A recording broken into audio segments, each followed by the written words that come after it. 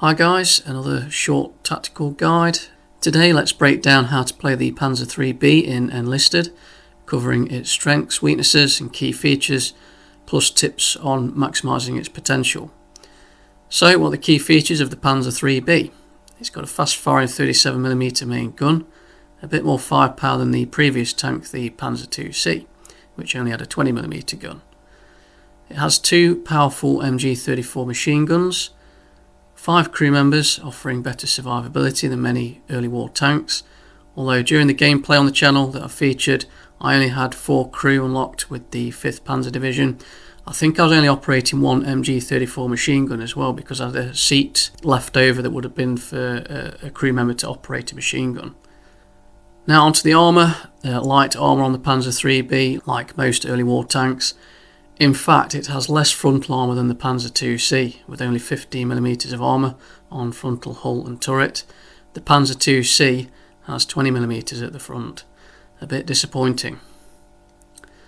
So, what are the strengths? It's an infantry killer. The dual MG34s, although I think I was only using one of them, can wipe out entire squads quickly, making the Panzer III B excellent at suppressing infantry. For crew survivability, with 5 crew members and a spacious interior, the tank can often survive with a few crew losses and keep fighting, unlike many other tanks of its rank that have smaller crews.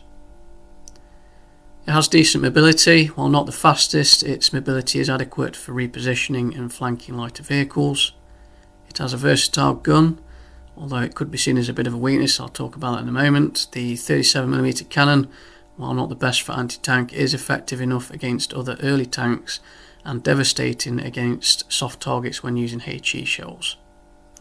So on to the weaknesses. It has thin armour, as I mentioned. The Panzer III B has poor armour and is vulnerable to most anti-tank weapons and even some heavy machine guns. It has limited anti-tank capabilities. The 37mm gun struggles against better armoured tanks, especially Soviets, and especially at range or against sloped armour. The tank is also a large target. Its size makes it easier to hit, and being stationary or exposed, which is usually what has led to my downfall, can lead to quick destruction by enemy tanks or explosive packs. So what are my tips for playing the Panzer III B? Support your infantry, use your machine guns to mow down enemy troops and protect advancing teammates.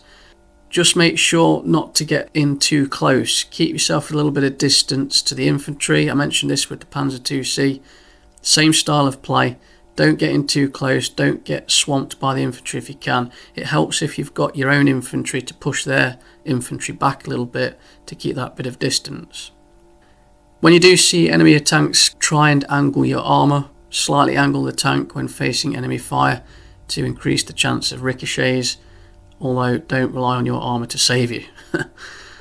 Pick your fights. I'm not very good at this, but engage lightly armoured vehicles and infantry. Avoid head-on fights with better tanks. I always end up staying engaged, but if you can do, sometimes it's better to disengage, especially if you see like something like a T-60 or some kind of Soviet tank destroyer that's got loads of armour at the front. Might be better to disengage. Use your mobility where you can. Flank slower tanks and relocate often to avoid becoming an easy target for enemy tankers and anti-tank squads. Like I mentioned, a lot of my downfall is because I become too stationary. I focus too much on the infantry, and then I'm sort of a sitting duck because I've kept my tank sitting there still. So try and use that mobility where you can. On to crew management. If you lose crew, you've got to retreat to safe spots. Again, I'm not great at this, but try and retreat to safe spots, repair your tank, replenish if possible, to improve your survivability. And always stay aware, especially when there is infantry around. Always watch out for explosive packs and flankers, as your armour won't save you from close range attacks. It always feels like you've got to be looking all around you. Sometimes you can't poke your head out though, because it's too dangerous. You know, if you can get your commander or your gunner to poke the head out the turret to have a look around, gives you that better situational awareness, but there are often times you can't do this. So what I'm tending to do is moving the turret around so I can get some view from within the tank, you know, in the gunner's seat position, constantly moving that turret around side to see if I can look around, seeing if there's any infantry trying to flank me. So to summarise, the Panzer III B is a flexible early game tank that excels at supporting infantry and punishing careless enemies, but it requires careful positioning and smart engagements due to its weak armour and modest firepower. Play to its strengths, avoid its weaknesses, and you'll get the most out of this classic German tank.